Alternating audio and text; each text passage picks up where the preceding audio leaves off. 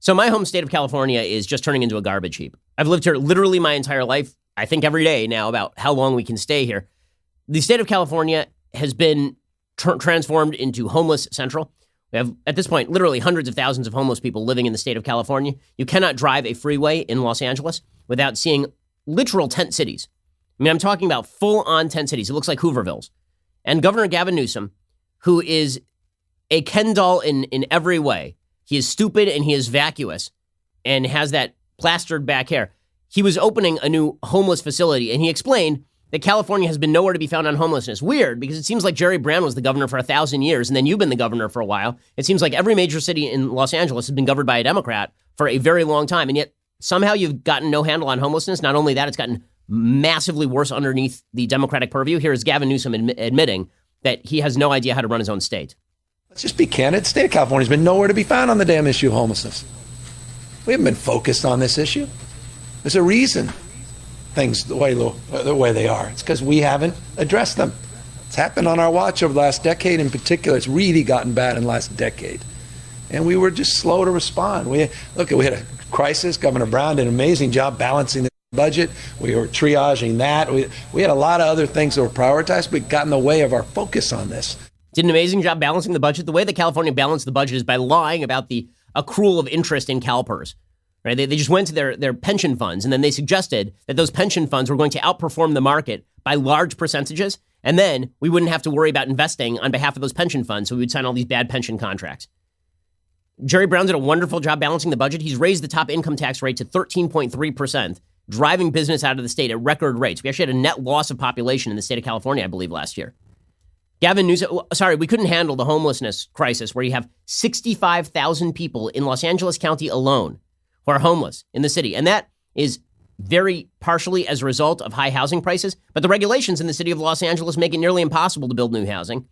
And in large part, that is because the cops have been not allowed to arrest people for trespass. And also, there's been tremendous underfunding of the one thing that the government ought to fund in the state of California, namely mental health facilities and drug dry-out facilities.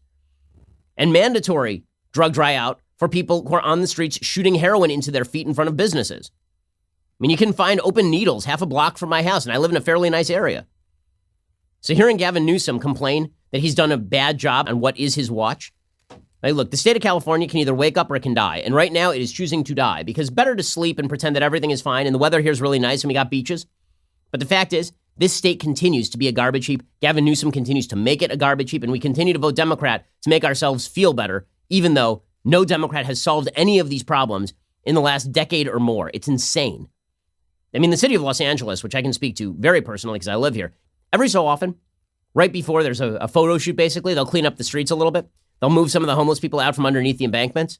And then, as soon as the media stop covering it, those people are right back there. I will say, some of the permanency of these residencies is pretty astonishing to me. The other day, right here in Los Angeles, I saw a person who had wired into, you wonder how folks are living on the streets. This person had actually wired into a street lamp, which is pretty dangerous. You shouldn't do this. Had wired into a street lamp for electricity. It actually pulled off the plate at the base of a street lamp and had wired into the street lamp. And not only had they wired into the street lamp, I saw that they actually had an old-fashioned turntable. They had like an old record player. So we now have hipster homeless people in the city of Los Angeles. We actually have people who are not satisfied with the quality of digital music, right? They need the original vinyl.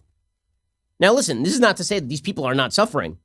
I think they are suffering. I think it is absolutely unjust and unfair and not right and disgusting that the solution of this state and of this city is to leave them living in their own filth on street corners and then pretend that that is what is called freedom.